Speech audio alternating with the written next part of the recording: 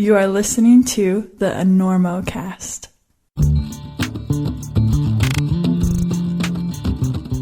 Do you remember those halcyon days back in January when every ray of sunshine felt like a warm hug from a celestial being? Skiing, climbing, we yearned for its caress. But now that it's dead summer, the tables have turned. The sun now stalks us like an enormous toddler with a magnifying glass. The burning orb, the Death Star, call it what you will. Just don't be caught out at noon on some edgy crimp fest lest your feet swell and your tips shred. But Black Diamond has a way to fight back. My favorite piece of BD apparel, the Alpenglow hoodie.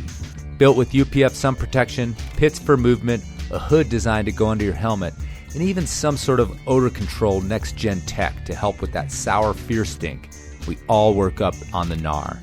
Or is that just me? Is that a thing with everyone, the stinky pits after being scared? But frankly, if you aren't basically living in a sun hoodie during the summer months, you may in fact be an iguana. But at least now, your tongue can go from 0 to 60 in 1/100th of a second. Don't just feel the burn, fight the burn, and check out the Alpenglow hoodie and all the great gear at blackdiamondequipment.com or your favorite local shop that really wants your face-covered business right now. The truth is that climbers live their lives off the rocks in approach shoes. Part comfort, part performance, part signaling to that lady across from you on the bus that you and the crazy free solo guy are essentially cut from the same cloth. That's right, lady on your way to Target. Don't you know I'm loco? That's why Sportiva has invented the most versatile approach shoe yet, the TX Guide, sprinkling in DNA from their acclaimed running shoes, brilliant climbing shoes, and the legendary TX line. The TX Guide for women and men can run to the climb, bash down the climb, all in time to climb into your stool on the patio of your local brew pub. So next time your grandmother asks you for the 10th time if you do that free solo stuff, just point to your TX Guides from Sportiva, press your sanitized fingers to her lips, and whisper, "Shh, Nana, the mountains are calling and I must go," precipitating a hasty exit and one less little white lie to your granny. So if you want to walk both streets and trails like a golden climbing deity, check out all of Sportiva's approach shoes at sportiva.com or your favorite local shop. We gotta get Listen, where you playing in town? You playing here? We're doing the Enormo Dome, whatever it is. It's terrific. Oh, It's yeah, a big house. We place sold that it side out. of town. That's a Very big nice. place. You sold What's it that, out. 20,000 seats? We really should. The hell are you doing? I couldn't sleep. I'm checking the ropes. There was a frayed end on your rope, and I'm cutting it out.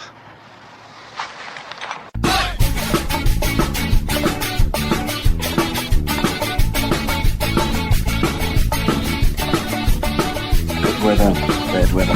Now or later, anytime. Today's show is brought to you by Black Diamond Equipment, with support from Maxim Ropes. And the fine folks at La Sportiva.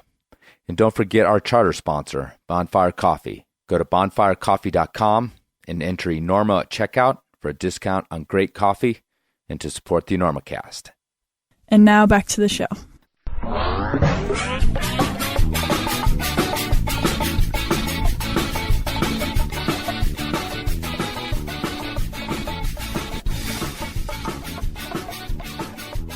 Hello and welcome to the Enormocast. This is your host, Chris Kalous. It is July 31st, 2020, still 2020, about 4 o'clock in the afternoon, and this is episode 202 of the Enormocast, a conversation with Celine Haga. You guys heard of Celine Haga? Yeah, I bet you climbers haven't. But if you've popped over from the MMA world, the world where people get into a ring and pulverize one another, then you might have heard of Celine. Yeah, Celine is a climber from Albuquerque, currently, Norway originally, although I think she started climbing here in the U.S. Nevertheless, she's also a 12-year veteran MMA fighter. And for you neophytes, MMA is mixed martial arts. You know, the cage fighting thing. Cornrows, sweat, blood, you know what I'm talking about? So yeah, I was pretty excited to talk to Celine when the opportunity arose. someone suggested it, and she also got in touch, and turned out to be a pretty fun conversation. I spend most of it just flabbergasted, to be honest, that someone would be attracted to that lifestyle. We find some parallels with climbing, but there's also a lot of things that are quite different about the world of MMA fighting. And so, fun conversation with Celine, very tough, very intense woman, both towards her climbing and her fighting. And that's what we get into today. So a little off-piste interview for the Enormocast. And some of you may have noticed that I missed one right after episode 200. I just disappeared one down the hole. I needed a little bit of a break, and not really a break from the Enormocast, but kind of a break from the internet, actually, and social media, and I don't know, things were just kind of like getting a little haywire out there for me. So I'm back. We're back to squeaking in the 2-a-month schedule. Probably I'll try to make up that missing episode, as it were, sometime in the year. So we're back going strong. So I hope you guys have stuck around. I hope you enjoyed 200 with Timmy O'Neill, and I hope you enjoyed the listener mail episode. Where the hell are your listener mail gifts? Well, you know how it goes over here. They'll show up. If you send a listener mail and you've moved, maybe you should send a new address. One person's actually done that already. All right, you'll get something, I swear. Maybe I'll just come and serenade you, say anything style outside of your window. There's an old reference for you. Boombox, over the shoulders. Okay, let's get to this episode with Celine Haga. And since I already did the big reveal that she's not just a climber but a fighter, let's just get right to it. I hope you enjoy this one from Celine. She has a little bit different view of our sport, coming into it from a different world.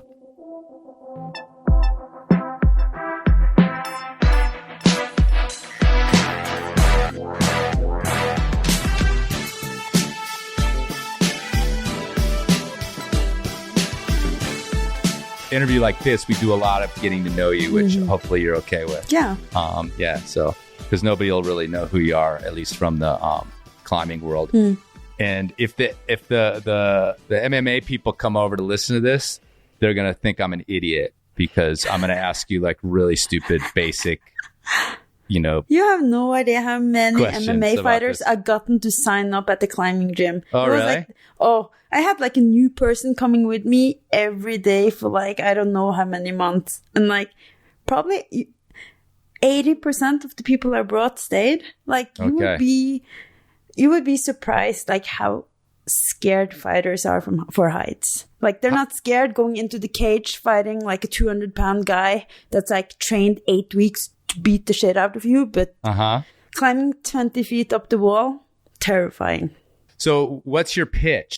Oh, so climbing, it's like I'm a natural grappler, wrestler, and I have a good grip strength, and I always had a good grip strength. And when I start to climb, my grip 100% better.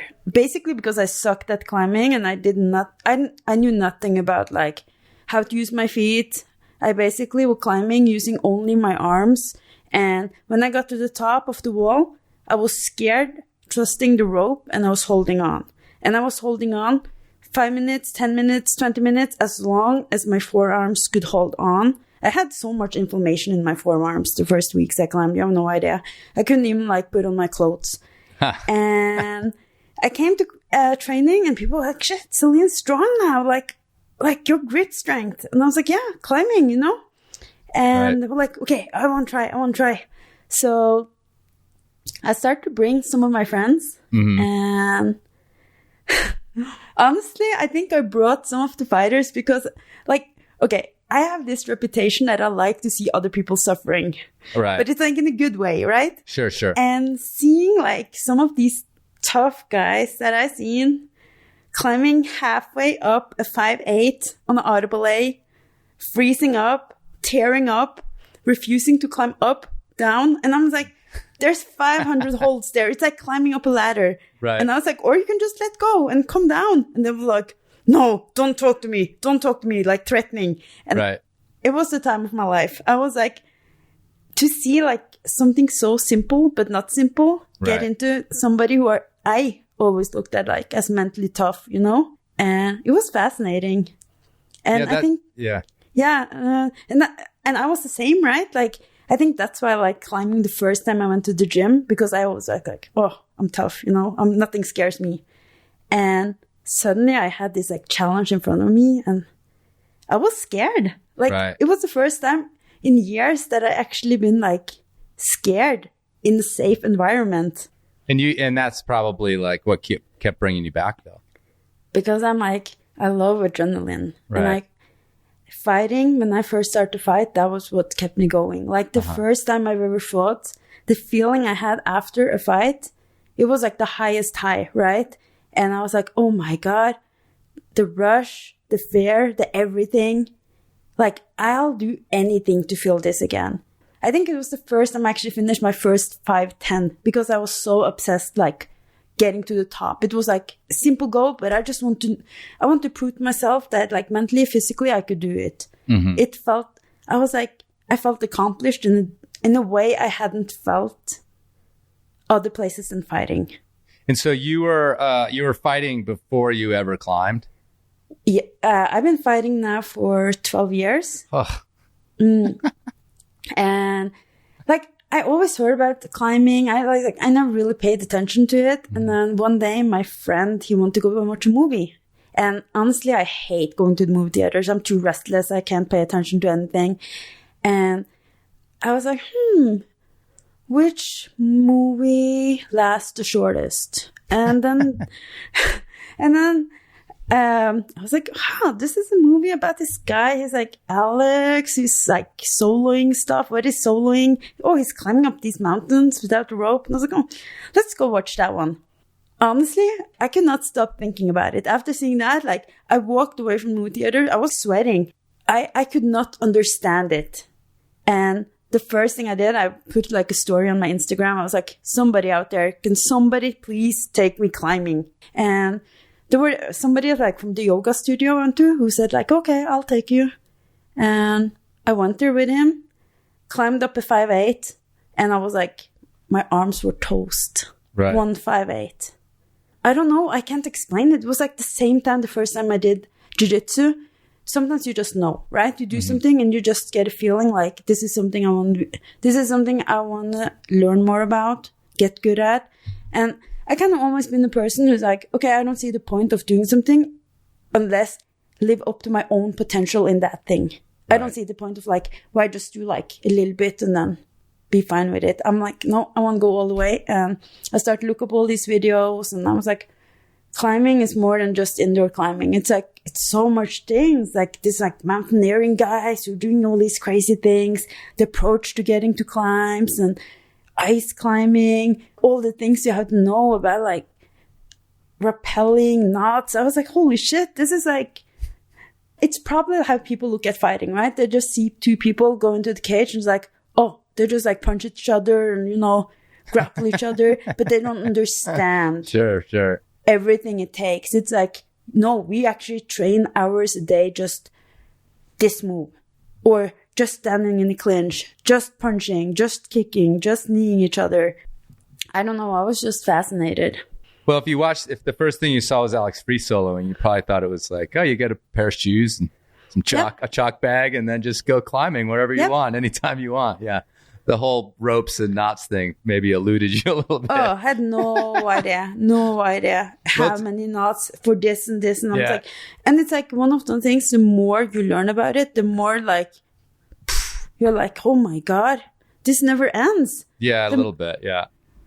So you're one of these people like we've been wondering about as climbers with the Free Solo movie.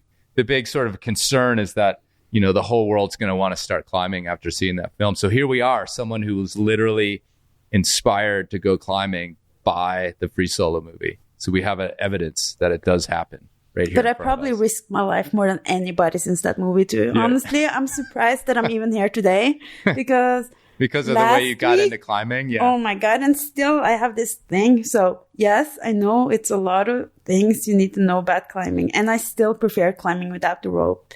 Which is not a good thing, right? Because everybody I go with, they're like, no, Celine, we need a rope. And I was like, no, it's just a 5'6", 5'7". But it's like, yeah, but it's pretty high up there, you know? Right.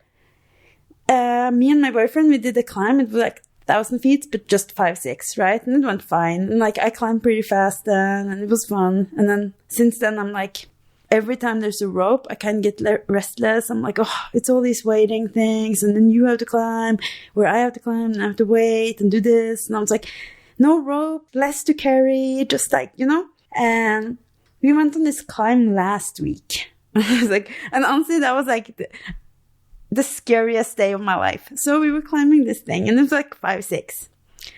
And I was like, I'll go first. I'll lead it. We were going to do rope, but I did not place any gear because I was like, we're fine. You know, this is easy climbing. And honestly, it's like we don't have that much time. Like, let me just keep going. And then I got off route, and suddenly I was like, holy shit, there's nothing here. And I was like stuck in something that looked like a chimney, right? And I was like yelling down. I was like, oh my God, there's nothing to hold on to. And they're so far down. And my boyfriend was down there, and he's like, yep, you did not place any gear. You can't down climb. I can come up and help you. And I was standing there, and I think I cried like 5 minutes, maybe 10. I don't know. I lost the concept of time, to be honest. Mm-hmm. And I don't know what happened, but I did made it through that move. But it did change my mind a little bit about, good. Longer climbs. I'm hoping you learned your lesson, because I'm going to have to castigate you a bit about this attitude. Yeah, you got to play some gear. Trust me. Yeah. I learned my lesson. You know what happened? I had the biggest adrenaline dump ever. I cried so much that day. Right. I rappelled down and I cried. The approach out from that climb, I cried for 40 minutes. And I was like, never again, never again. I was like, I'm stupid, never again. Okay. Like, till next week, right? Honestly, like, okay. I have a reminder now. I was like, I can't do this again, because this is not the first time. Right.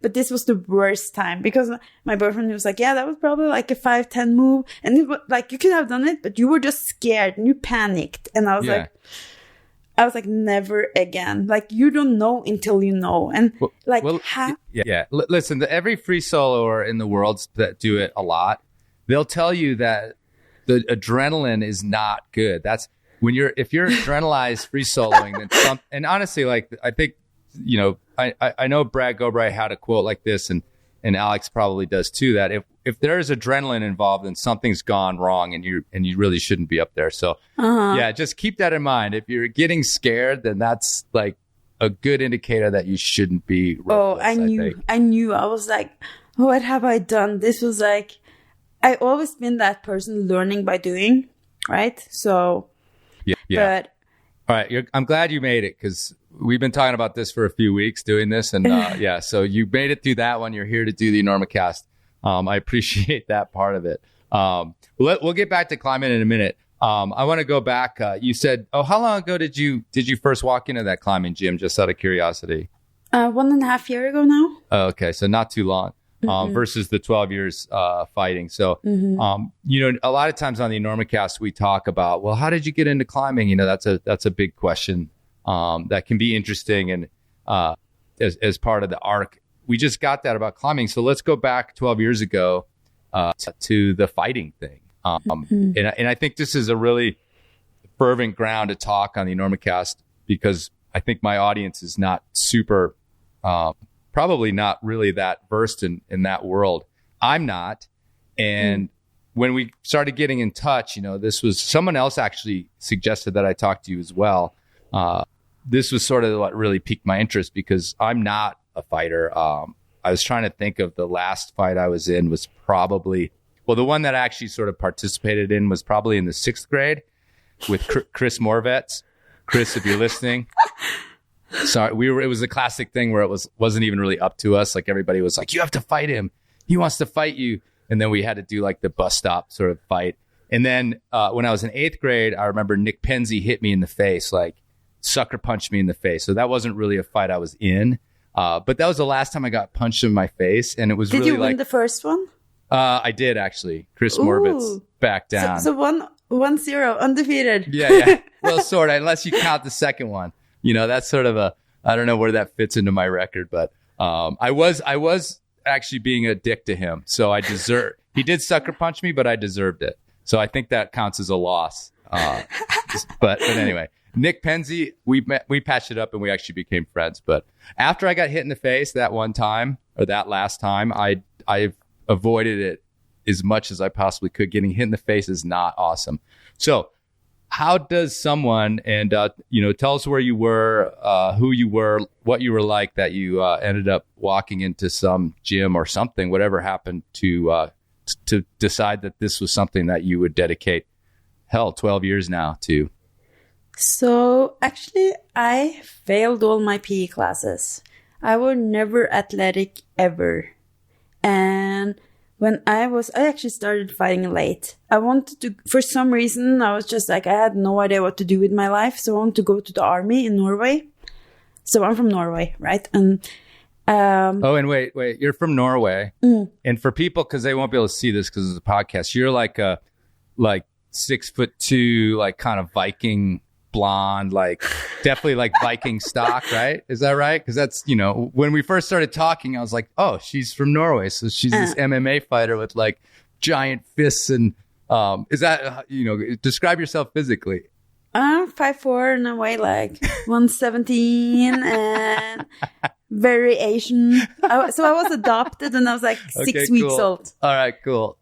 It's funny though. Like actually when I tell people I'm from Norway, I get these questions like, oh, I didn't know that Norway was in Asia. Yeah, I was like, yeah. Aside from that, if you get an email and you're just like, oh, she's an MMA fighter from Norway. She's, definitely descended from a Leif or a... the Viking. Yeah, exactly. Anyhow, so back to being in Norway and thinking about fighting.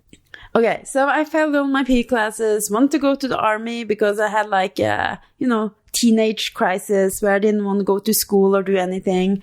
And what happened was I failed all my physical tests. The Norwegian army actually said I had the worst results ever. I could not do a push-up, a sit-up. They were like, your health is terrible. So they recommended me to go to start like training with a personal trainer, right?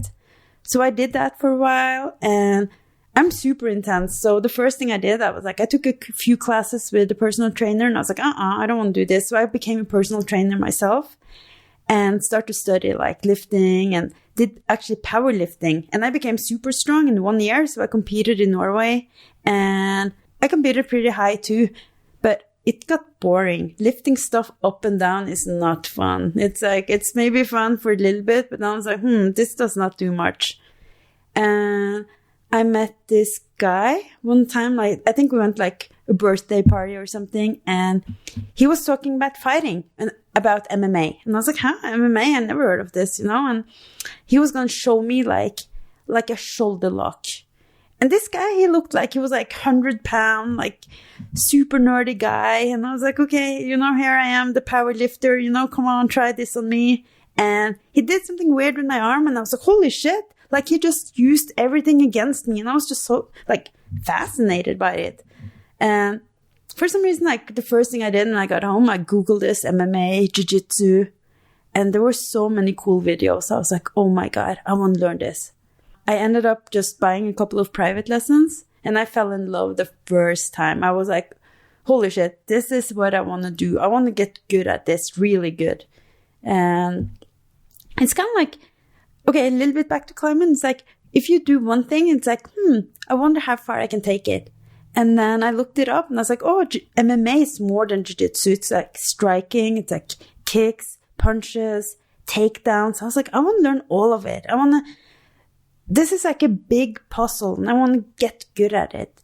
And honestly, I was super scared. Like, I always been scared of fighting. So for me, this was like, okay, this is probably the toughest challenge mentally, physically, everything. And I was like, I want to get good at this. And I want to be a professional. I want to fight. And people were laughing at me, It's like, everybody says that. I just started to train like non-stop. I trained every day, morning, night. People told me I was going to get burned out and quit like in a month or two. And it just never stopped. About how old were you? I was like, when I started this, I was 21, 22. Yeah. Okay. So, and you've got friends and family watching you sort of descend into this world of where you're going to eventually, maybe at the start, people were skeptical, but eventually your desire is to get into a ring with another person. Oh, they were try so to beat each skeptical. other up. Yeah, like how did they feel about their little girl gonna, oh my go God, and fight? my mom, she was like, what are you doing? And she was already a little bit upset with me because my hobby before this was playing poker. And there's 2 things in Norway that's illegal. It's gambling and MMA. My MMA is still not legalized. Yeah. Really? And I was doing all these like online poker tournaments and I loved it. Like I didn't see daylight, right? That's probably why I was so out of shape too. And I did all this research about MMA. I couldn't find women to train with back in Norway because it was still illegal. And I was like, the Japanese women, they're pretty good. So I was like, okay, all or nothing. I'm done with poker. I closed my accounts, took some of those money, and I went to Japan to train. And I got offered a fight there, and I had trained less than a year. I did not know the difference, like on a jab or cross. I knew a little bit of grappling, but that's it. And I was like, I'll take it, And of course I lost. I fought this girl who was a black belt, had like 10 fights. And I was like, but for some reason, like I liked it. I know it sounds weird. Like I lost my fight, but I was like, I want to get better. I know I can do better. And hold on. Let's paint that picture again. So you're in Japan, you're training, you get offered a fight, which is, I don't know how big of a crowd, but it's in front of a crowd. And you're going to go in and fight this woman. Your first fight, like, were you terrified? Were you excited? Like, to try to describe to me, because again, I think anybody who watches this sport, even casually, is thinking like, how would I feel? How could, what would I happen to me if I tried to approach this world like that? Because I know what would happen to me. I would run away from the door. I don't know. They put you in the cage. It's like I would not go in the cage. Like I'd find a reason to leave. But so tell me a little bit about approaching that first fight. So I was there training, and Japan are known for like they want Japanese people to fight people from other countries to lose, right? They're kind of known for that, and not always like fair matchups, but I didn't know anything about that back then. So they were like, do you want to fight? And the truth is, like in the beginning, you just don't know. Like you're just too stupid to understand like consequences. If I had known what I know today, I would be like, I'm not taking that fight, But back then I was like, why not? It's an opportunity, like fighting in Japan. And like that was like a big promotion. I was like, why not? Exciting, and everything is possible. I had trained with guys, and the guys, they always gave me feedback that I was doing good and strong. But if a guy tell you that you're strong, that's different than fighting an angry woman who train MMA, who just want to beat you. That's like different type of strength. So I fought her, and it went to decision. I lost, but I was like, it was weird. I still wanted to do it again. So if it went to decision, that means that you didn't just totally get your butt kicked. No, it was. Yeah. I had so that's good. I mean, I had like for some reason I had some instincts in me, Right. Like I didn't have that give up. Like I always been like super stubborn and have a little bit OCD, and like like I'm like, okay, I'm gonna go. So it went to the decision, but I was pretty beaten up too. I'm not gonna lie. I still remember it was like, I think I had like a broken rib, and like my nose was pretty like messed up and stuff like that. That's unreal. You had a broken rib and you're just like, I want to do this again. I can't cough or laugh right now for the next like 3 months, but man, it'd be super fun to try that again. I know. I was like, it's worth it. It's like, I don't know. Again, like this is all this perspective. It's sort of like I was talking about with you and free solo. You're coming in to watch free solo with no knowledge whatsoever about climbing. And if I happen across one of these fights on television, I'm the same way. I'm just like, I have no idea what is happening here. I have no idea who these people are, how they got to this, so it's the same sort of thing. And that's kind of why I'm trying to like delve into it so deeply. But I think like most sports like this, there's a whole bunch of people that don't make a ton of money and don't get famous. It's nothing. So, you can, if but you you're want still to do doing this it. for You're cash, still drawn to it. Yeah. It's like, okay, most fighters, they don't earn anything. Okay, so this is the crazy part about my story compared to a lot of other fighters. I lost my fight, and I actually lost 11 out of my 12 first fight within 3 years. So when you're asking me about what did your parents think, what did your friends think, you know what I said? They were like, you kind of suck at this, Celine. Yeah, they were like, you're good at a lot of things in life, and maybe this is not for you, And I was like, no, I'm so hard-headed. And when I decided, I was like, I'm just going to keep on. Like, imagine that, losing every single fight to do, like, for 3 years. Yeah, like, that's amazing. If you look at people who lose 3 fights in a row, they're done. They're like, okay, mentally broken. Like, either they're mentally broken, like, I'm done with this, or they're just like, okay, I'm going to find something else to do. I was like, nope, I'm going to keep on going. And it was like, I kind of had like that gambling mentality. If I lost to a person, I was like, I want to fight somebody better.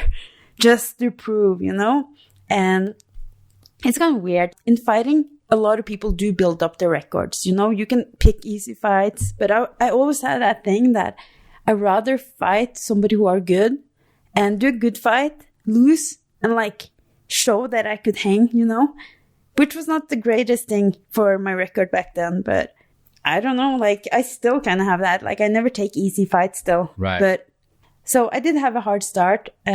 Thank God it did change after those 3 years, which was probably the toughest 3 years of my life. Imagine like you have a dream, a passion, and you dedicate every second of your day to this, and you fail again. And everybody around you is like, like this is not for you.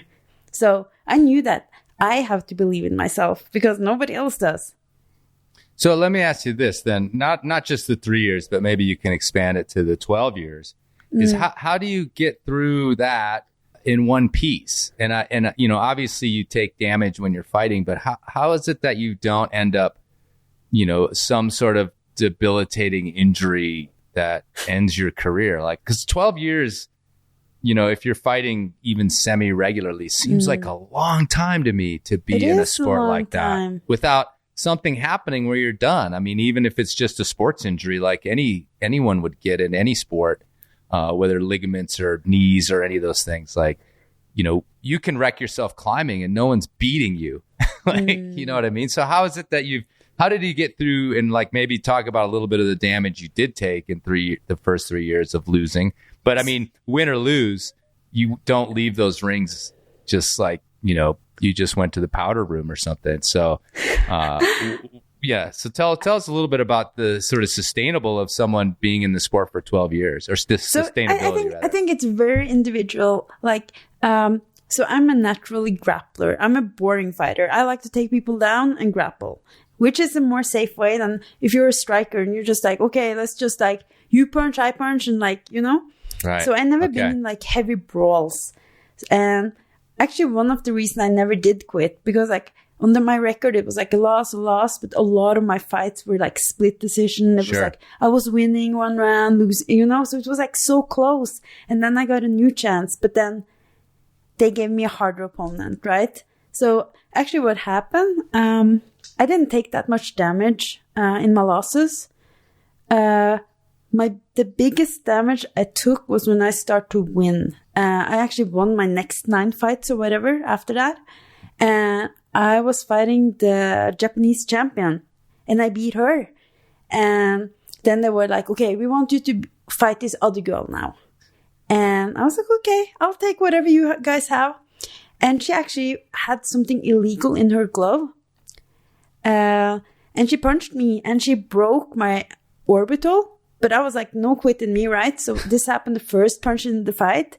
And I could feel something like crack inside my head. Like, it was like, I saw 5 of her. It felt like somebody was hitting me in the head with a hammer. And like the ground was moving. And I was like, oh my God, I still have like 2 more rounds of this. But I know I can win this, And I kept on fighting. I actually lost that fight on split decision.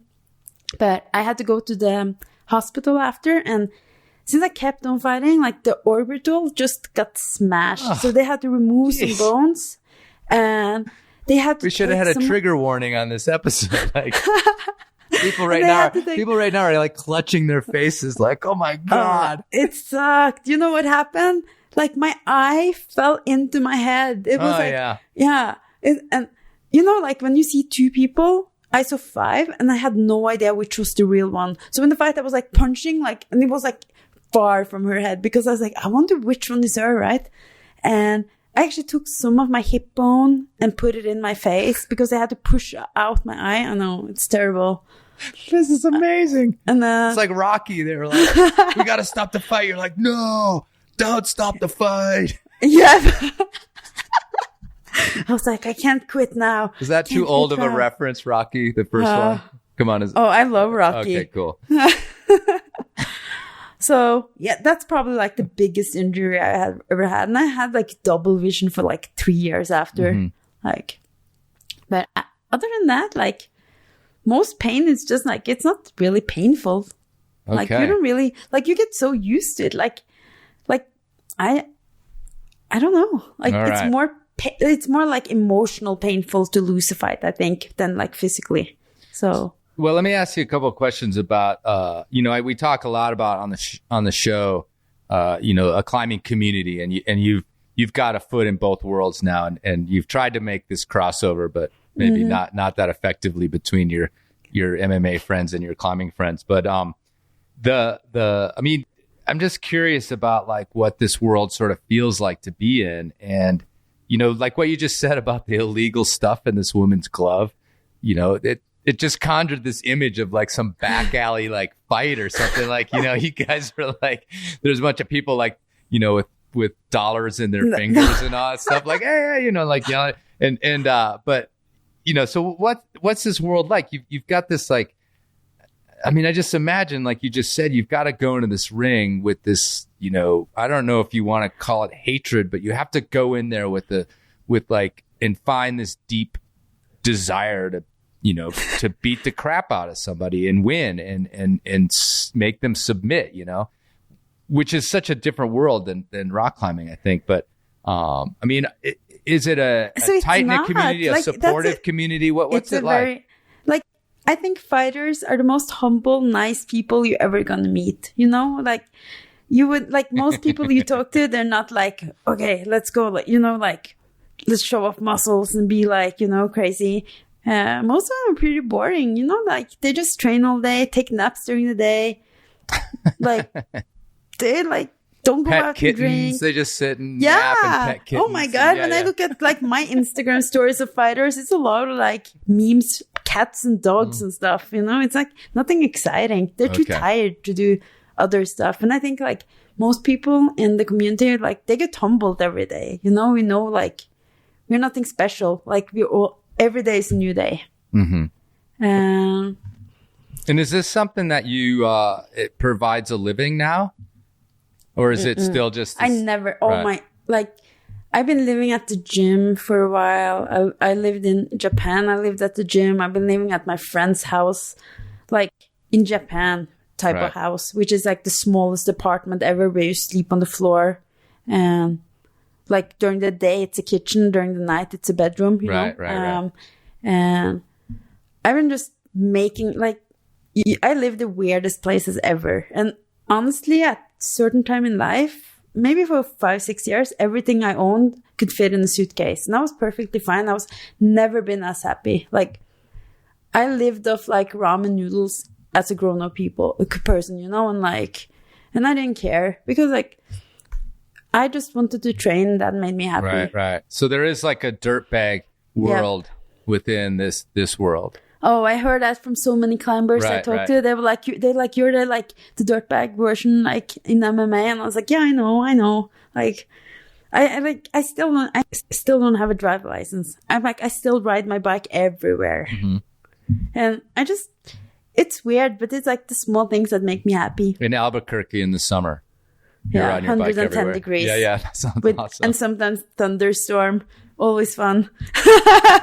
I just imagine, though, I just kind of in my brain really quick extrapolated the dirtbag thing. Like, like if you really were like a climbing dirtbag, you would drive around the country and, find fights to get in, like, you know, in the middle of Idaho or in the middle of like in the mountains of Montana. But instead of climbing, you'd be like out there looking for someone to like take on a dirtbag level MMA fight. Not fighting, but okay. I think kind of like traveling around everywhere. I lived so many places just to train, you know. That's why I moved to Albuquerque, because I saw this gym. Actually, that's why I came here, because after I broke my orbital and all that stuff, I had a boyfriend back then. He was like, I can't deal with this anymore. I don't want to see you get hurt, you know. Can we please settle down and just, you know, get married, have kids, whatever. And I was like, I'm not done. Like, I have this. It's not fair, you know. I can't give up my dream, my passion. Like, it won't be fair to you, because if I do, you're gonna be with somebody who's not really me, you know. And I just can't let go of this. So I moved to Albuquerque, and I just, oh my God, you know. So Albuquerque, it's kind of ghetto, right? And I lived in the war zone. You know, when they call a part of like already bad city like the war zone, you know, it's cheap. And it's like, I shared it with this other guy. It was $500, 2-bedroom apartment. Woke up like from gunshots in the morning. First thing I saw when I walked out was like this guy who tried to sell me meth. And you know, like it was like pretty weird from living in Norway, which is like one of the richest countries in the world, to suddenly being in Albuquerque. Yeah, and pretty clean, right? Isn't it just generally like they clean up after themselves in Norway? Oh, Norway is like the opposite of Albuquerque. Right. Totally opposite. Well, now you're stuck here, so congratulations. Oh, I like it here now. Like, no, I mean, you're literally stuck here. Like, you can't leave now. I know, I can't, even if I want. And maybe there's I don't know if they will let me come back, since I am a citizen, but I don't know. Yeah, I mean, sure, they probably would, but you'd definitely have to go underground quarantine for a while. But I can't do that. Yeah, I'm too restless. Yeah, totally. I was just about to say that. Like, that would be so hellish for you, like a 14. Oh my God, this COVID-19 when the gym closed was it March? I was stupid. I read that David Goggins book, you know, about that crazy guy. And I start to run. And I've been running 200 miles a month now. I can't stop running. Today I ran like 12 miles just out of just like boredom. Every day now I want to run more miles. Now I think I have like plantar fasciitis or whatever. Right, yeah. Yeah, just put it on the list, right? Yeah. And actually that happened when I started to climb too. My fingers got all deformed. They're never going to look the same again, I think. The first month I climbed 5'10s, and then suddenly I could climb 5'11s. And I got obsessed with it, you know? And it's a big step, 5'10 to 5'11, because the holds are it's like the crimps, right? And my finger were not used to it. But then I was like, okay, every day. And I was like there hours after hours. And my fingers they got crooked. My friends, they were like, oh my gosh, Celine, you got arthritis or something? I was like, oh, is that what it is? And I couldn't like open my hand. So I had to take a little break from it. And they felt good again, but they're still like, they look kind of weird. Yeah, well. Is that a thing? For some people, I mean, mine look fine, right? Look at them. Yeah. Totally normal. No, actually, I'm actually kind of like happy with. They don't look that bad now, but you see it like on the top. Yeah, they're all weird, bumped out. Yes, I've seen climber hands that look like the worst things ever, but I think because I don't boulder and I have never really bouldered that hard, I think that maybe I've sort of avoided a little bit of the crazy knottiness of my fingers. But I would always associate like screwing your fingers up with crack climbing, which you probably haven't. Being in Albuquerque, you haven't done a ton of like pure gnarly crack climbing then. Oh, I've done some. Yep. Honestly, I tried to start like it, but it rips up my skin every time. Yep. Okay, so imagine this. This is what I've been doing last year. I've been climbing a lot outdoors, and I think outdoor climbing have given me more bruises than fighting, to be honest. So I always come to the gym, like skin ripped off, and then I suddenly gonna grapple with people, and like, oh, it's been just like my poor body hates me. Right. Yeah, because if you can't really start rubbing sweaty scabs off when you're grappling and stuff. Oh, it hurts. Trust me, it hurts. And like, all the skin inside my hand fell off a couple of times. That was terrible too, like grabbing people and then like you didn't have a skin there and people were like disgusted by what my hand looked like. They were like, what have you done? Yeah, it sounds like you need a little technique, Celine. A little technique maybe slow down. Maybe slow down a little bit. And I was so intense too, you know. I know. So that's the thing, you know. Quality over quantity. So I had this thing on the Audible Ace that I want to do 75 routes each time. And so I treated like the climbing gym as a cardio session, right? So I was like, going to time myself, just go up and down nonstop, you know? And that was rough on my hands. You've mentioned boyfriends, and particular one that was like, please stop fighting. I can't handle this anymore. You know, a lot of women throughout the years in climbing that I've known have that are really good climbers have talked about how like sometimes if they are with a guy who is, you know, not as good as they are, it actually like sort of bugs them. The guy, I mean, it kind of gets under their skin ego wise because of the patriarchy or whatever. Is that something like that happens in terms of your sort of personal life, in terms of a guy sort of thinking like, oh, here's this woman that, you know, goes in and, I mean, does this stuff that is so traditionally quote unquote manly, and I, you know, like me, for example, would just like pee my pants and leave or whatever. You know, has that ever like run into that problem that seems to be like a little bit similar in climbing? Not really. Okay. It's more like, you're at the gym with all these fit guys all the time. Okay. And then you're like wrestling with them and, you know, like it's more like they feel uncomfortable. Like, you know, like if people don't know, it looks weird, you know, because it's like two people like laying on top of each other, sweating and like, and it's like, it's nothing pleasant about it at all, ever. Right. But it sounds like your lifestyle probably has been a little bit in the way of like long-term romance as well. That's super difficult for me because like I am a very selfish person, right? I think a lot of people who do professional sports, they have to be selfish in certain way. And like I know I'm a difficult person. Like I have a lot of OCD, you know, like I have to do this and this and like like way too much. Like I can't even like for me like I have to run 3 miles every day or I can start my day. And like if I go to the gym, you know, I always have to be on time. I have to do this and like I have to do these sprints on these type of days and like beat this time. If I don't beat that time, I have to go back the next day and do it again. It's a good thing and a bad thing, right? Sure. So yeah, like it's not easy at all, but I'm trying. Right. Trying to grow. I'm almost like trying to grow up, but it's hard. So let me ask you a little bit about your climbing then. We'll go back into that a little bit. And again, like we've been sort of hinting at a few parallels, if you will, between the two kind of worlds. But what is sort of your climbing dreams look like? And, you know, is there a point at which you may find out that they have to diverge? Because I don't know. I mean, I just keep thinking about sort of damage you're taking. Fighting might get in the way of climbing if you have certain goals or what your climbing you think looks like. So for me now, like I've been doing fighting for a while, right? And I'm getting older and my plan was like, okay, I want to fight maybe 2 more years, not that much, you know, I'm getting too old for this. And like I always going to train jiu-jitsu because that's the love of my life kind of. But I've always been scared, right? I've been like thinking a lot about what am I going to do the day I'm not fighting anymore?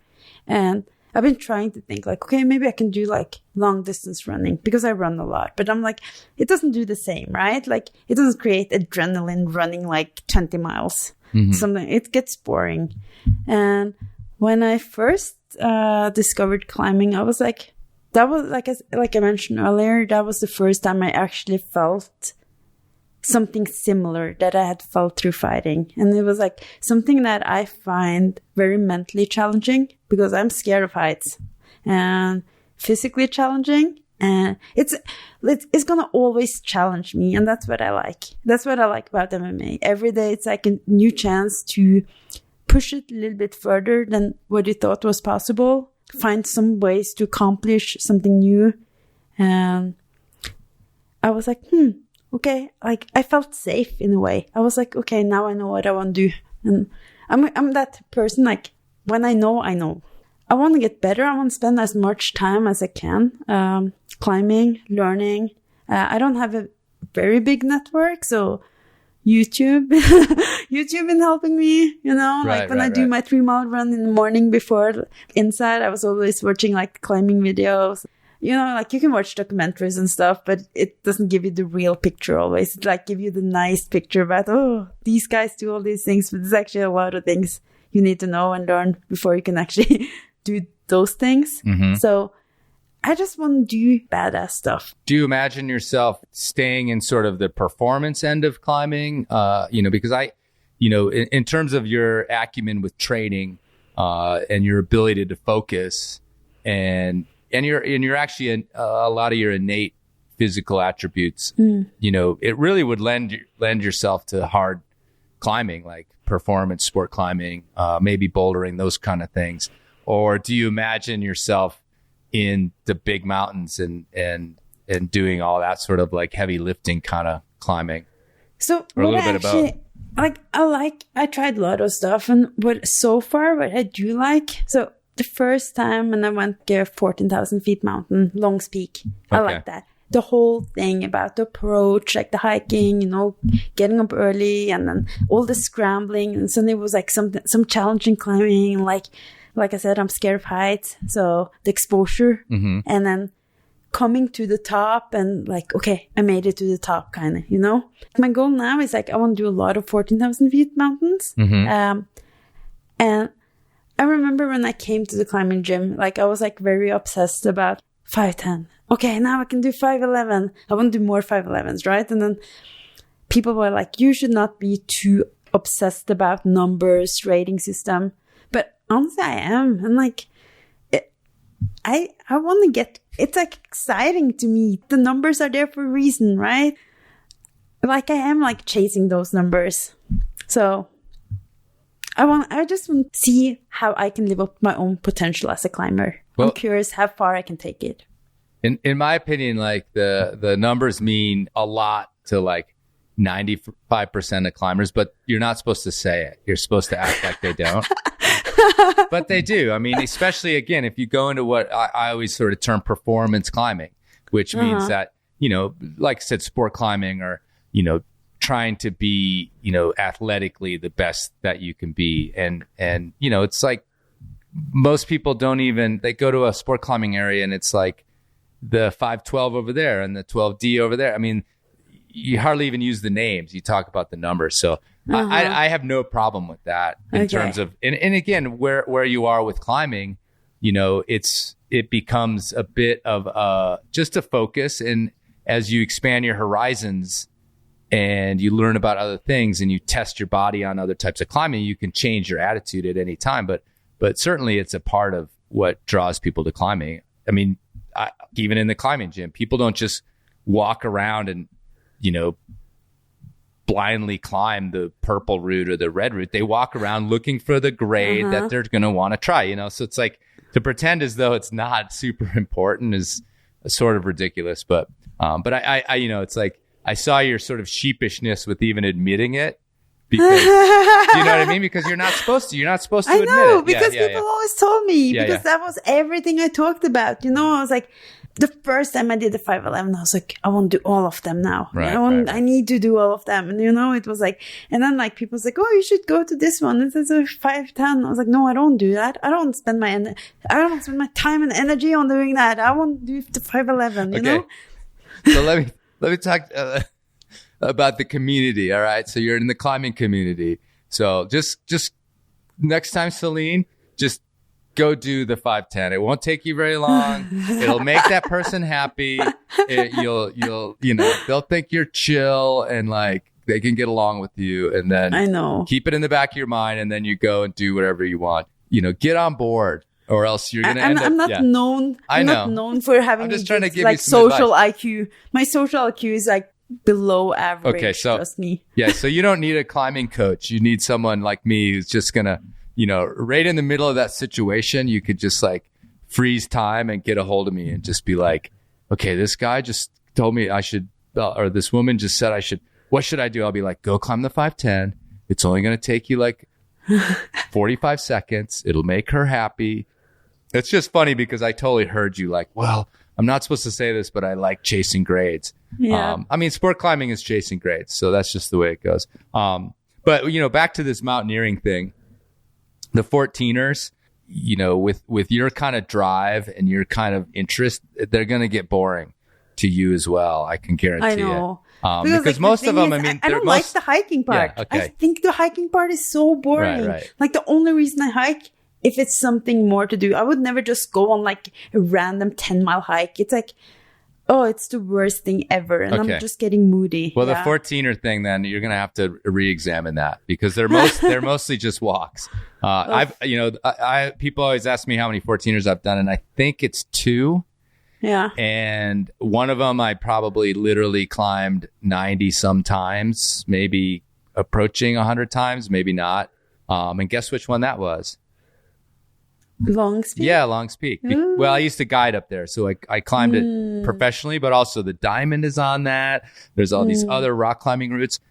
None of the other 14ers, at least in Colorado, not none of them, but most of them don't have much technical climbing on them. So I know. If you're not a skier and you're a rock climber, then the 14ers aren't going to be that exciting not for that you. exciting. Yeah. Get a few done. Don't let me talk you out of it, but as a like I want to grapple with this mountain kind of climbing, you're gonna have to go somewhere else for that. But because Mount Whitney in California is a big, it's got a big rock climbing kind of venue. So there you go. But well, let me ask you a few more questions. One thing I wanted to ask is we started by you talking about how you were recruiting your MMA partners and training partners to go to the climbing gym. Have you ever been able to pitch the fighting to a climbing friend? No. Okay. No, never. That was going to be, I was going to guess that was the answer. I asked people if they want to try, because one thing I noticed, so I brought a bunch of my fighting friends to the climbing gym, and everybody who have a grappling background, they do pretty good. You know, they like understand movements, balance, you know, and my kickboxing friends, oh my God, they're terrible. Like they are more scared and just, don't do that good. Climbing friends, nope, they don't even want to come and try in like one class. They've just been like, nah, that's not for me. I feel like the fighters been way more open to go climbing, even outdoor climbing. I don't know. I feel like the climbers, they're just fighters. We have a pictures in our head how they are. And for sure. I don't want to be a part of that. No, we're lovers. We're lovers, not fighters across the board. And actually, I would have been surprised if you'd have said, oh yeah, I've gotten a bunch of people to try it. So it was a bit of a loaded question when I asked it. I mean, I think that's part of like what really, you know, made me excited to talk to you, because we're just delving into this world that I just don't think climbers think about. I think climbers would do so good in jiu-jitsu though. First of all, most of them have crazy grip strength. Right. They have good understanding of body control, movement, balance. Actually, I do know a couple of grapplers who do climb, and they are really good. Yeah, I mean, the pitch is not, do you want to come and become a fighter? I think the pitch around jiu-jitsu, you know, that's a thing that can be approached, you know, much more from like an exercise basis, a mental training basis, almost like a yoga type thing. Here's this other thing that you can do that's going to make your body work better, but you don't have to get in a ring and like, beat the crap out of somebody, you know? Because I know actually plenty of climbers who do martial arts as, you know, as a pursuit and as a training thing. And then they'll have to do tournaments and things like that. But that's a whole different ball game than like an MMA fight, you know, because more common martial arts. Climbing and fighting, like both to me are scary things, right? It's like, for sure. It's a challenge, right? I still think it's more scary climbing than fighting. I know you do, Celine. Way more scary. Like, I know you do, but everybody else who's listening is like, oh, no. The 5'8" is not a problem. So the funny thing is like... going into the ring with the Japanese woman who wants to kill me, that's a problem. But then you can, it's like, I don't know, it's like, so my coach, he always told me, like we go running in the mountains, he always say like, if the mountain can't break you, nobody can. Right. And I do believe that. And one thing I do find fascinating about when you go on climbing trips and stuff, it's like, you start and like, it's a little bit easy in the beginning because you're fresh and stuff. And then you get tired up. the elevation. Oh my God. I am still not like, that was a new thing to me too. Elevation, altitude training and stuff. The elevation, the air gets thinner. You're starting to get tired. And then like everything just gets harder and harder. And I kind of like that too. Right. You know, it's like a constant challenge. But then when you do finish, when you do get to the top, it's like finishing a fight. It's like an accomplishment. And I do like that feeling. So who are you learning from in the real world at this point as a rock climber? Do you have a group of people? Do you have any sort of I've taken some classes. Okay. I've been taking some classes at the climbing gym here. Right on. I did like my first lead climbing class went terrible. So she was like, who want to try a lead climb fall first? And I was like, yeah, I'll go. And I was like, I went, and she was like, clip in and climb a little bit higher. Pushing everyone out of the way. It's me. I'll do it. Yes. I was like, I'll go, and then she was like, climb just a little bit higher up and then let go. And I think I climbed way too high up. And then she's like, ah. And I was like, okay, I'm going to fall now. And I had never done a lead climb fall. I only done auto belay. So I kicked off the wall. I learned that you should never kick off the wall and lean back. Yeah. I fell upside down. Okay. And just like, I was like, oh my God, did I just break my back? And did I just give myself a concussion? And I was like hanging upside down and I heard and I saw all the bouldering people just like, oh my God, is she okay? I was so embarrassed. And your instructor was like, did I just lose my job? Is this woman really hurt? The instructor, she was like, are you okay? Are you okay? And then after that, we were going to go like pair up.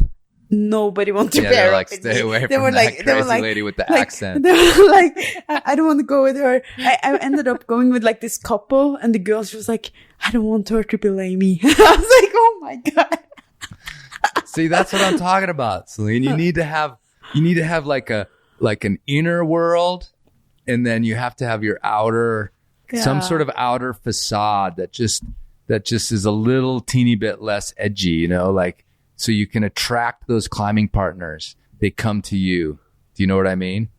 I know. Think you can work that out? That's the hard thing. Like I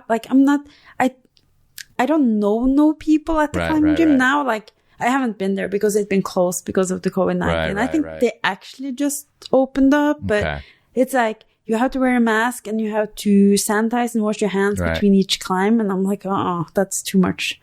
I'd rather go outside. All right. Well, it's going to be a while, I think, before we're back, like just doing whatever we want to do in the climbing gym. Mm-hmm. But I've seen like they do like the thing with climbing is not an cheap sport, right? Climbing is expensive. Right. Everything you need. And like I've been looking like at packages, like it would be cool to just go like on a 7-day trip with somebody who knew what they were doing and learn, because I am like learning by doing is like the best thing. Right. So something like that I want to probably try to do this year, hopefully. Cool. Well, maybe but right now I can't even go out of New Mexico right now. Yeah, exactly. The net is getting tighter and tighter on you guys. Norway, now you're stuck in the US, now you're stuck in New Mexico. Pretty soon you'll be stuck on your block. Oh my God. But we'll see how that goes. As a professional, semi-professional, what do you call yourself in terms of MMA? I am like a professional. Okay, professional. Fighter, yeah. So where would people find out about you in terms of that world? If anybody listening's like, God, this chick is, I gotta check this out. I gotta see what she's up to. Instagram. Okay. Yeah, Celine Haga. Okay. So CELINEHAGA, and then at. And what is the immediate future with that, with the fighting? So I do want to fight more this year. Like I feel like even though the COVID-19 and all that, I've been staying in shape. I've been training, like meeting up with friends, training in secret, So my goal is like to fight hopefully in August or September. Okay. Get in some climbs. And is the sort of industry or the sport doing this online? What are they running in terms of getting past this social distance era? So what they are doing now, a few promotion opened up, and they just like have fights empty, like nobody can come and watch. So it's usually streamed by UFC Fight Pass or, something like that. Have you had to do that yet? Yeah, that's. But I kind of want to. Oh, really? I think it's like I don't mind fighting an empty crowd. Okay. You just lose yourself in it anyway, probably. You don't think like it doesn't matter if you fight in front of like 200 or 10,000, you know, like when you fight, you're like, it's just you and your opponent. And I feel the same way about climbing. Whether it's 200 people watching me or 1,000 or 10,000, it's you don't care? No, it doesn't matter to me. Oh, I don't like that when people. No, but like even at the Zero. Gym, you don't want anyone watching. If you climb and people watch and like comment and stuff, right. that makes me nervous. Well, I'm like, okay. It makes me really nervous because I'm the Enormocast, and if people find out that and then they watch me climb in a gym, they're just like, "Why have we been listening to this guy? He doesn't know. He can't climb. Like he's a terrible climber. Why is he doing that? Why does he do that?" I was literally in Chicago. Oh God, it was like 2 Christmases ago, and I got some bug where I just like evacuated every fluid from my body for like 2 days or 3 days. You know, just this horrible, horrible bug, and then a couple days later, after I was like on the mend, but I still, you know, just was empty of every nutrient. We went to a climbing gym in Chicago, and of course, a bunch of people sort of recognized who I was and came up and said, "Hey, that's, you know, I really like the show." And I'm like, all these people are telling me how much they like the show and everything else. And then I would rope up, and I was like, I mean, I feel I was the weakest I've been in like 20 years, and just like eating shit off of like what I would normally warm up on. And, you know, I have no idea if this was happening, but in my head, there was just this chorus of people just like averting their eyes in shame, you know, just like turning away, like, "Oh my God, this guy, he's pathetic," you know? Do you have a lot of people coming up to you, like when you're outside? Like, it's like, "Oh my God, it's Chris." Yeah. When I open my mouth, like I can walk up to a cliff and unpack and get going and like have very little recognition. And then if I yell something or talk to my partner, a lot of times I can literally see people like flip their head and just kind of like turn. And then a lot of people have come up to me and said like, "I didn't know it was you until I heard you talk." So yeah, it's the voice. And maybe part of the success of this is that the voice is something that's like kind of comes through as being unique, if not annoying or whatever. So but yeah, the voice thing is for years now. Yeah, it's cool. You know, I think it's cool. I love talking to people at the cliff, and mostly everybody's just like, "Hey, thanks, man. I love the show." And that's like, you know, and then we move on from that. So it's not like it's embarrassing or anything. I do have one question about climbing though. Okay. Because one thing that's super important in MMA is like, you know, we cut a lot of weight. You know, we like before a fight, if I fight 115, I can weigh 130 in the fight, right? So we have like all these crazy diets and stuff. Are climbers strict with their diet stuff? Is that like a part of the community? I think that at the performance, like the high performance level, you know, and again, if you want to get into what we'd call professional or semi-professional climbers, for sure. You know, I don't think it's actually, I'll say this. It used to be a lot worse in terms of just the idea of losing weight and being light. Like that was a big part of climbing in the 80s and the 90s, was this idea that even if you're sort of losing muscle mass as well, like it's still better to be light. And then, and I kind of cite sort of the Sharma era with this crossing over into more of a sports performance nutrition idea of, you know, obviously you can't, you know, have all this extra weight, but you want to make sure that you're getting the important parts to make your muscles work, and having a strong and relatively large musculature is not going to impede your climbing. But if you look at climbers from the 80s, like performance climbers like Patrick Ollinger and like Christian Griffith and some of these high-end climbers, they were stick figures, you know, and they were clearly like doing everything they could to lose weight. And I think there was a limit to what they could achieve like that without using nutrients. But to be honest, I don't know what goes on behind like closed doors in terms of, because do they compete in weight classes and stuff? No, there's no weight classes. Oh, okay. Yeah. So, and you know, the competition world is also a little, you know, there's kind of two diverging worlds. The competition world is not like going to be the same type of performance as your outdoor rock climbing world, even among the people that do both. But yeah, I mean, I think that like it's a little bit of taboo to talk about losing weight for climbing. And in fact, a couple shows ago when I had Chris Hampton on is a trainer, actually was training me in the winter.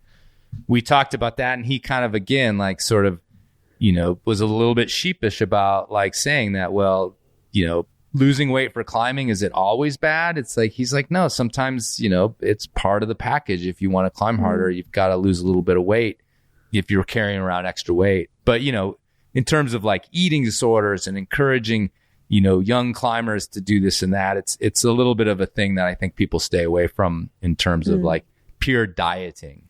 But certainly, I mean, Honnold's famous for being mostly vegetarian. And I say mostly because I think he's not some sort of strict, like polemic kind of guy. He's actually mostly vegan, I believe. But I if you travel the world and climb in faraway places in the middle of nowhere, it's really hard to maintain, strict veganism when there's like one thing on the dish. I get the impression most climbers are a little bit like hippie-ish, like they go to Whole Foods and like buy organic food and drink green juices and like that's like, I don't have any friends who buy foods at Whole Foods. Right. like fighters are like, they usually just diet because they have to make a weight class, and then they gain the weight back, and then it's like the worst food possible. Yeah. Sure. Well, and the truth is that, it just depends on the crowd, because if you don't have any money, you're not going to Whole Foods. And also it depends on what you want out of your climbing. There's a point at which I think a lot of climbers don't want to trade lifestyle for performance, and every athlete has to make that choice, just like your friends who need to lose weight to hit their weight class. When there's not that impetus, for a climber, and he wants to drink a few beers, along with whatever they eat that night. Most of us, like recreational lifestyle climbers, we kind of like try to be relatively healthy and not overeat, but we're not going to like, live a monkish lifestyle if it means that I'm not going to get to drink my beer after a long day of climbing or whatever kind of thing. So, but then again, like I said, at the performance level, at these professional climbers, and then there was people who are, really pursuing hard climbing. Of course, they have to put sports nutrition into whatever regimen that they're doing. I think your average climber probably doesn't worry about it too much. So that's just, my thoughts off the top of my head. I don't worry about it too much. But I'm also like, I've got a little bit of genetics on my side in terms of staying thin and light. Yeah. Like you do. I mean, I'm sure it's not like you could bulk up with like another 10 pounds out of nowhere kind of thing. I'm addicted to ice cream. So like, that's like my thing. Yeah, but you run 12 miles a day, so it's fine. Yeah. It's the addicted to ice cream when you're also addicted to television or video games that's going to cause problems. So, well, awesome. Can we find you on YouTube fighting? No. Maybe. So actually I had like one fight that's like everywhere. So I fought in Invicta FC, right? Which is like a big promotion. And I was fighting this girl, and at the end of the third round, I had a choke on her and I put her to sleep. The choke was in, she was out, and the bell went off. And they had to wake her up, and they gave the win to her. What? So that was like it was like the weirdest thing ever. So it went like, we appealed it, and like I had a lawyer, and was like all this crazy thing. Like they even talked about it, like on Joe Rogan's podcast. Like it was all over. Yeah. So yeah, I'm all like Joe Rogan now. I'm talking to MMA people. That's probably the first thing that can show up. And I'm still mad about it. Like if I think about it, I'm not like, I won't punch somebody again. All right, so we can't see you fight, is what you're telling me, by searching you on the internet. Some of the fights are hard to find because I fought in Japan. I fought in Spain, and like if you follow me on my Instagram, I usually post like links to everything. Okay, cool. Sounds good. All right, so Celine Haga, just Celine Haga, Haga. Yes. On Instagram. And, well, awesome. Yeah. Thank you so much for coming on the show. And I don't know if you wanted to talk more about climbing than MMA, but, that's what I wanted to talk about. So, I hope we found a good, someone's jamming their motorcycle. So I hope we found a good balance of talking about both of them. And, I wish you well in both things, but to be honest with you, I feel like your ex-boyfriend a little bit. And I want you to survive the next couple of years of MMA that you're going to do, and so you can go on to a lifetime of rock climbing and mountain climbing. So I'm already feeling like a little paternalistic, like, don't go into the ring again. You have so much potential in climbing. We don't want to lose it. So I think all the like MMA training too helped me with helped me with climbing. Like I feel like I can transition a lot of things that I've done for my fighting training into climbing training. It's 100%. Yeah. And again, even not necessarily the dieting, but the nutrition and or just like the mental training. Totally. Like for me, mental training is like a big thing. Yeah. Like, you know, being scared and like how to deal with, like usually what I tell myself, because I'm scared before every fight, I was like, okay, whatever I am feeling now, you know, you think you're nervous, like you define the feeling you have, right? Anxiety, nervousness. It's like, no, you're just alive. This is amazing. Like, this is just to keep you sharp, you know? And I try to think that every time I'm scared in Mountain Dew, I'm like, no, you're alive now. Like, this is what living is, you know? Awesome. All right. Well, thanks, Celine. No, thank you.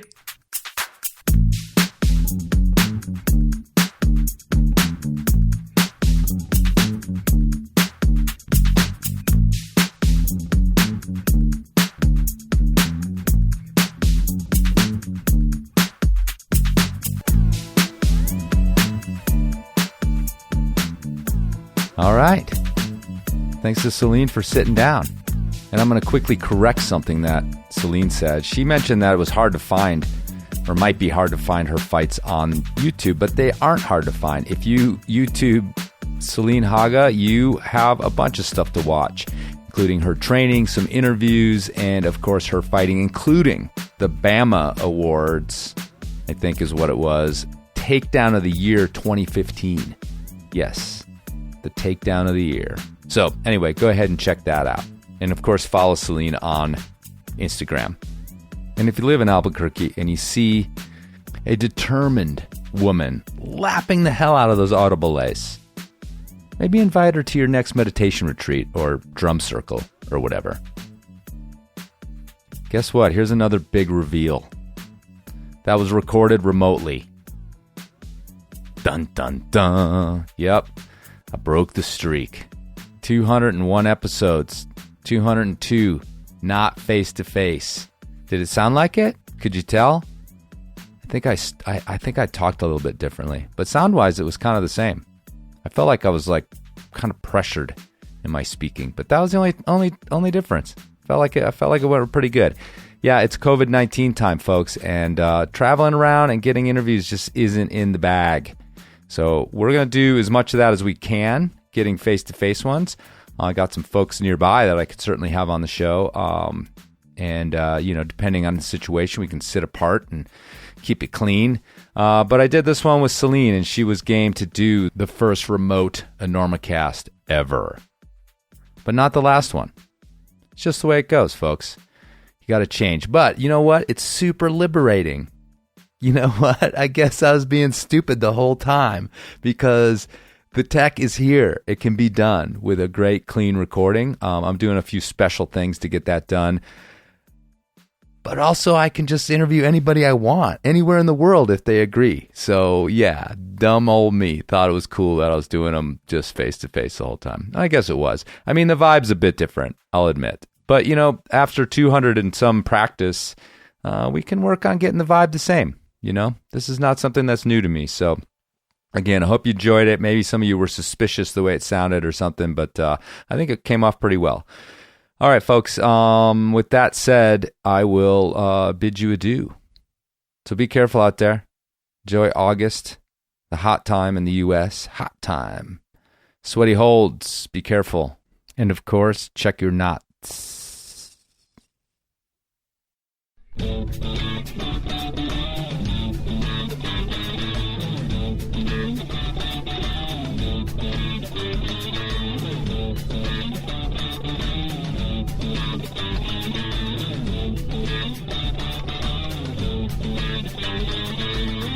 Feel pretty good. And I'm not scared at all. I just feel kind of invincible. Me too. I got a very positive attitude about this. Good, me too. Yeah. getting hot in here, or is it just me?